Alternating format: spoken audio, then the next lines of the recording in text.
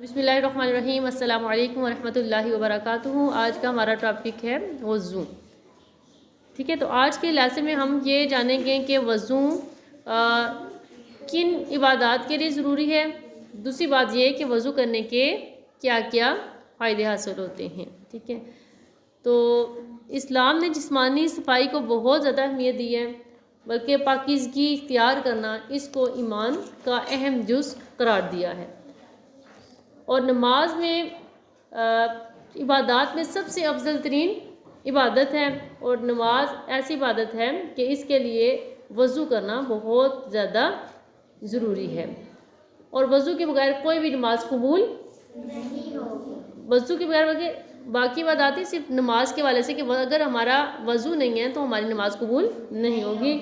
आप सल्लल्लाहु अलैहि वसल्लम ने फरमाया कि मिफ्ताहुल जन्नति स्वलातु व मिफ्ताहुल स्वलातिल वुदू, यानी मिफ्ताहुल जन्नति जन्नत की कुंजी, जन्नत की चाबी स्वलातु नमाज है, व मिफ्ताहुल स्वलाति अल वुदू, और नमाज की कुंजी या नमाज की चाबी वज़ू है। ठीक है, वज़ू की फजीलत क्या है कि वज़ू के बगैर कुरान मजीद को भी हम हाथ नहीं लगा सकते।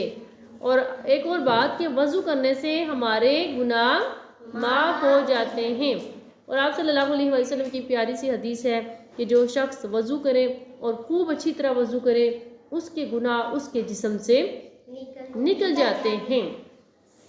आप सल्लल्लाहु अलैहि वसल्लम ने फरमाया, जो शख्स तुम में से मुकम्मल वज़ू करे और वज़ू के बाद कहे अशहदु अल्ला इलाहा इल्लल्लाहु वहदहु ला शरीका लहू व अशहदु अन्ना मुहम्मदन अब्दुहु व रसूलुहु, तो उसके लिए जन्नत के 8 दरवाज़े खुल जाते हैं, और जिस दरवाज़े से चाहेगा जन्नत में दाखिल होगा।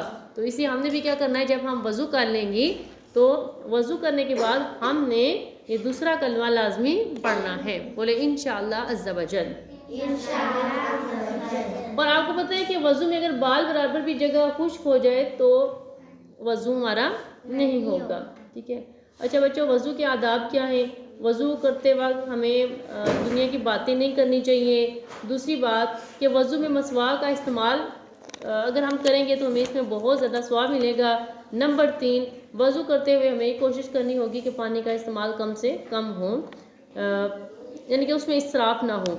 और इसके अलावा वज़ू की मसनून दुआओं को पढ़ना। मसनून दुआएं कौन सी? जैसे कुल्ली करने के वक्त की दुआ होती है, इसी तरह नाक में पानी डालने वक्त की दुआ होती है, इसी तरह चेहरा धोने की दुआ, बाजू धोने की दुआ, सर का मसा कर, हर एक दुआएं जो हैं ये अलग से हैं। ठीक है, और इसके अलावा 5वें नंबर पर कि तमाम अज़ा को अच्छे तरीके से धोना चाहिए ताकि कोई भी जगह खुश्क ना रहे।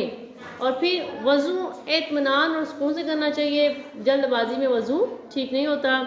और इसके अलावा हमें हमेशा सुन्नत के मुताबिक वज़ू करना चाहिए ताकि हम सेहतमंद और साफ़ रहें और हमें उसका पूरा अजर सवाब मिले। और एक और भी प्यारी सी हदीस आपको बताती चलूँ।